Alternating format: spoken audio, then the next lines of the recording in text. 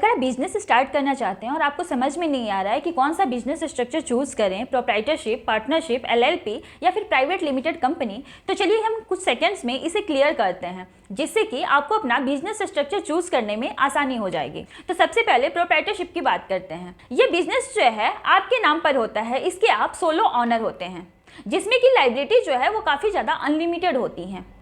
अगर आपको किसी तरह का लॉस होता है बिजनेस में या फिर किसी तरह का लीगल इशू होता है तो आपकी पर्सनल प्रॉपर्टी भी जो है वो रिस्क पर आ सकती है।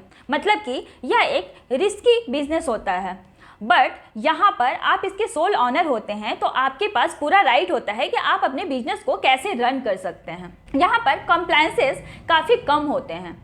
अब बात करते हैं पार्टनरशिप फॉर्म की। तो इसमें दो या दो से ज़्यादा लोग मिलकर के इस बिजनेस को रन कर रहे होते हैं। ऑब्वियसली सारे पार्टनर्स के बीच में एक एग्रीमेंट होता है जिसे कि हम पार्टनरशिप एग्रीमेंट कहते हैं। यहाँ पर भी लायबिलिटी अनलिमिटेड होती है क्योंकि सारे पार्टनर्स का इक्वल कंट्रीब्यूशन होता है किसी भी सिचुएशन में।